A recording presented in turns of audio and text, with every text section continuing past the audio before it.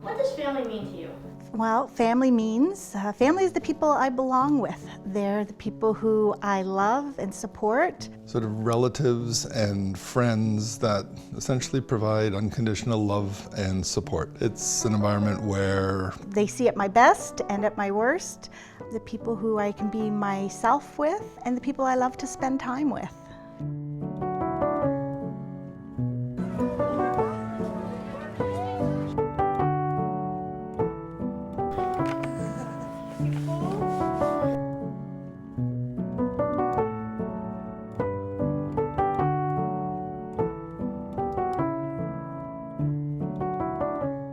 Dad and I actually met at work. We both worked for a municipality, and we met through, some events they had at work. and it was actually at a golf tournament. Your mother was getting ready to tee off. I was sort of waiting to tee off in one of the later groups and noticed her. And when the golf tournament was done, we were having dinner. I went up, I made a comment and introduced myself, and Became friends from there. Fairly early in our relationship, we both definitely saw kids as a part of our life, partially because I knew that I would never have biological children. I wasn't able to carry a pregnancy, so I knew very early on that for me, we weren't going to form a family perhaps in what was considered the traditional way back then. I guess because and before your mother and I even were married, we knew that if we were going to have a family, the likelihood is that we would have to go through the adoption process. So, when we started talking about it, it really started with research and sort of understanding different types of adoption. Initially at the time, I would say we were thinking more along the lines of domestic adoption, and that was something that we didn't necessarily feel the most comfortable with. There's a lot of risk. Once we got into that, we realized it probably wasn't going to be the right fit for us, and so we started to pursue international adoption. And clearly from our perspective, the idea of adopting from China became front and center and was our area of focus. And sort of what that informed us was sort of the health, the predictability, the process as it relates to the adoption process was something that we felt the most comfortable with. And we had the opportunity to do some research, to talk to people who had adopted from China. It was a very organized and structured process. We went through a company called Children's Bridge. We went into Toronto to an information seminar one day to learn a little bit more about it. From our standpoint, if I had the choice to do it any other way, there's not a chance I would do anything differently. I couldn't have a stronger bond or connections or love for two daughters, more so than what I have. So it's something that I can't really explain or describe.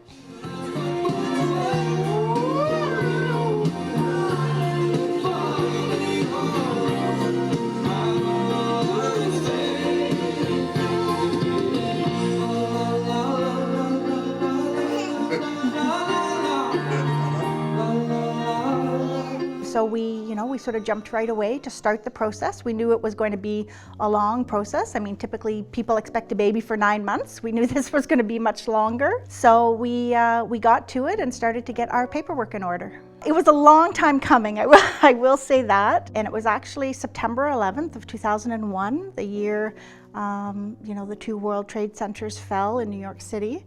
I was actually at work, and it was about 10 o'clock in the morning, and we were watching the news with all this tragedy unfolding around us, and we got the call from Children's Bridge to say that your file had gone.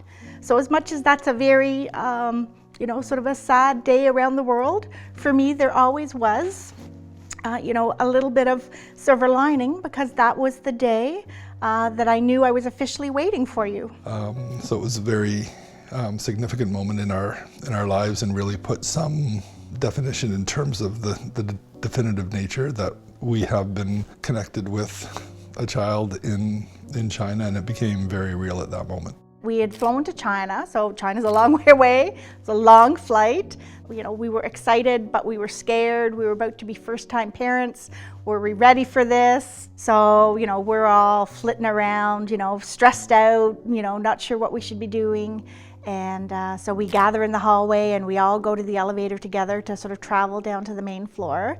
And as the elevator doors open, there are 5 nannies and 5 babies waiting inside.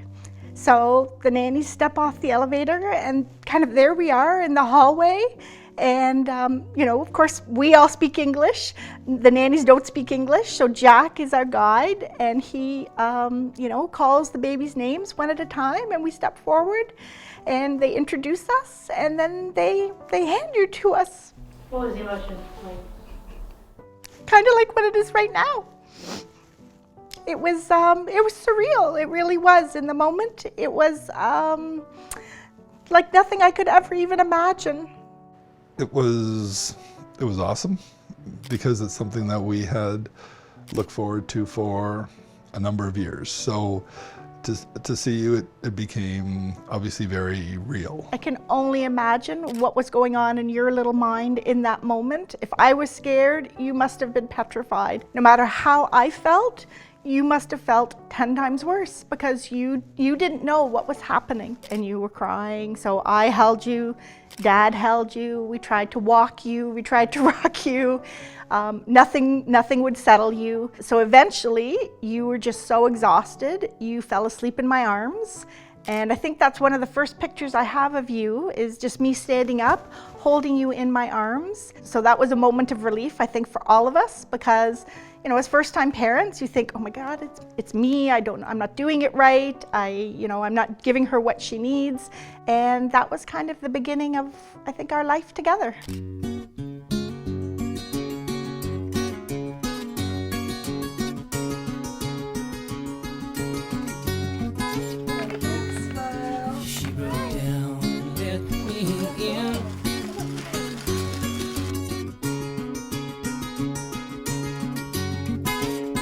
And my big girl is just learning to master the stairs. She just started 2 days ago. And now she's like a little trooper running up them all the time. When we were there, we got the chance to visit your orphanage. So that was really where you spent the first 11 months of your life. You were left on the steps of the orphanage. So, you know, I think your birth parents loved you. I believe that with all my heart. And I think it was important for them to, you know, knowing that they, for whatever reason, whatever circumstance, they couldn't care for you. They made sure they left you somewhere where you would be found, where you would be safe, and where you ultimately would end up with a good life somewhere. But one of the interesting things was when we took you back there, you cried, you were screaming. You know, I got the sense that you realized that perhaps your place was somewhere else and you were quite upset there. So, you know, when you came back to me for the first time, you settled quickly and I felt like this was kind of the beginning of our relationship and, you know, our life together.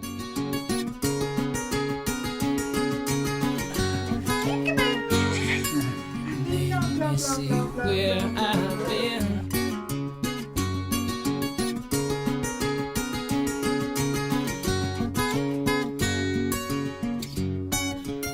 I got you, Poke. Poke. No. And who said kids are more of a hindrance than a help? See, Maya loves to unload the dishwasher. Hi, big girl. But you're not supposed to stand on the door. It's obviously the best experience that I've had in my lifetime. And then obviously 2 years later, sort of going back to China to adopt your sister just expanded that by double. So it's the best thing that we could have ever done. I just want to give you these because you've done like everything for me and I really, really appreciate it and I love you so much and you're the best mom in the world. Oh, Maya.